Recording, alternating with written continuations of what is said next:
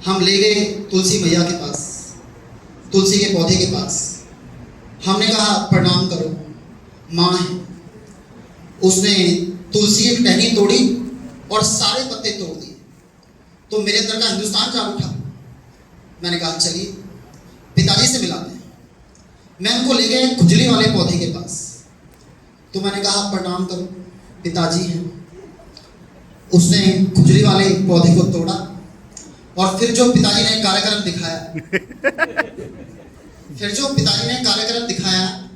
कि कहते हैं पहले सारे हुआ करते थे, लेकिन आज उसके बाद से सारे अंग्रेज गोरे पैदा। अगर अच्छा लगा तो तालियां बजा दीजिए।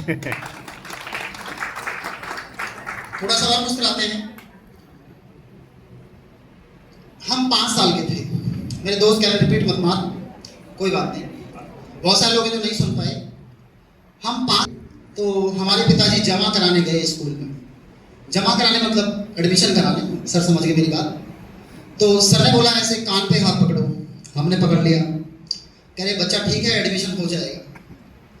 तो पिताजी से पूछा ये बच्चा किसका है।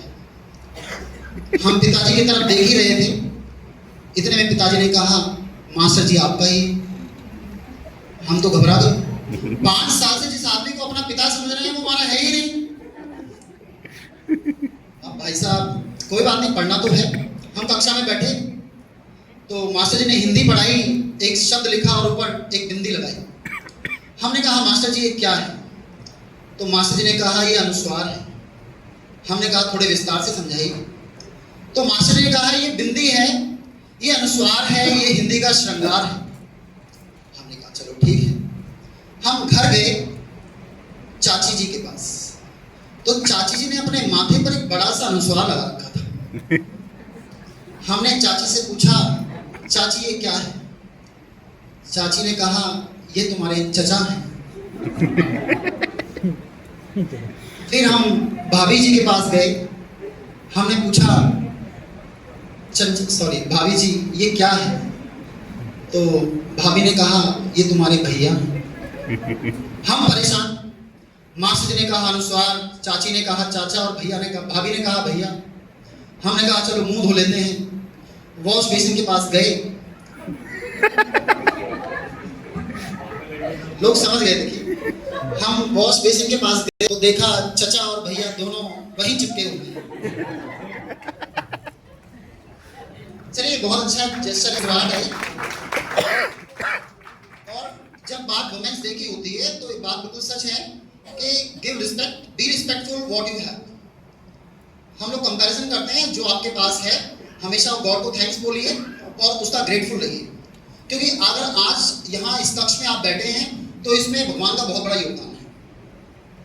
और जब बात महिला दिवस की आती है तो उसमें सबसे बड़ा स्वरूप माँ का होता है।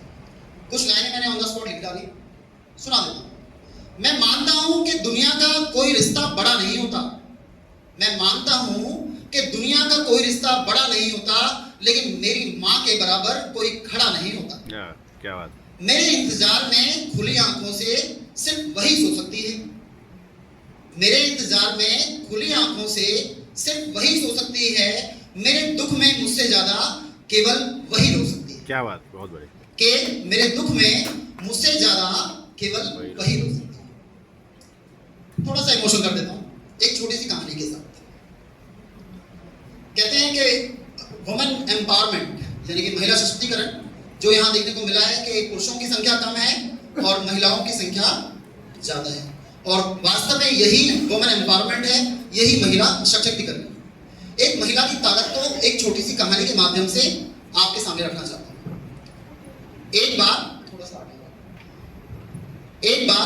एक महिला अपने तीसरी बेटी का कत्ल करना चाहती थी। यानी कि 2 बेटियां पहले से थी और महिला प्रेग्नेंट थी। अब ये कत्ल करने वाली बात क्यों आई? क्योंकि उनका जो हस्बैंड था वो नहीं चाहता था कि तीसरी बेटी हो, और उसने कंडीशन रखी थी कि अगर तीसरी भी बेटी हुई तो उसको मार देना, मेरे घर वापस मत आना। महिला 3 दिन से अस्पताल में भर्ती थी और बाय लक तीसरी भी बेटी। अब महिला को ये पता था कि घर में अब ठिकाना नहीं है, मेरा क्या होगा। 3 रोज बीत गए, कोई मिलने नहीं आया, सगा भाई भी देखने नहीं आया। जीजा ने साले के हाथ खबर भिजवाई कि अगर तुम्हारी बहन तीसरी बेटी को मार दे और पहले की 2 बेटियों के साथ घर पे रहना चाहे तो रह सकती है, मरती क्या ना करती। मां को ये मंजूर हो गया। घर आई, सब तैयारियां हो चुकी थी कि बेटी को कैसे मारना। पुलिस वाले की जेब में 10,000 रुपए रख दिए गए थे कि वो अपना मुंह ना खोले। जनवरी का महीना, 5 जनवरी से 15 जनवरी के बीच का समय, तो आप समझ सकते हैं कितने कड़ाके की ठंड होती है नॉर्थ इंडिया में। अपनी बेटी को खरेड़ी खाट पे रात में सुला दिया। बदन पे कपड़े नहीं थे, सोचा कि ठंड बहुत है, सुबह तक अपने आप मर जाएगी। मां रोते रोते दरवाजे के कोने पर सो गई। आंख खुली तो देखा सुबह के 5 बजे हैं। अब रोने की बारी थी, अब लोगों को बुलाने की बारी थी, ये बताने की बारी थी कि मेरी बेटी मर गई। पूरे हाथ ऐसे कांप रहे थे। जब महिला चारपाई के पास गई तो सोचा एक बार धड़कन चेक कर लेती हूं। जैसे ही 3 दिन की बेटी के सीने के ऊपर हाथ रखा तो देखा धड़कन चालू है। उस दिन उस महिला ने डिसाइड किया कि जब ये 3 दिन की बच्ची अपनी जान के लिए उस खुदा से लड़ सकती है तो क्या मैं इसकी जान के लिए अपने हस्बैंड से नहीं लड़ सकती। और तब उसने डिसाइड किया कि मैं इसको नहीं मारूंगी। और वास्तव में यही है महिला सशक्तिकरण। तो बहुत बहुत धन्यवाद, आपने मुझे सुना। Thank you so much.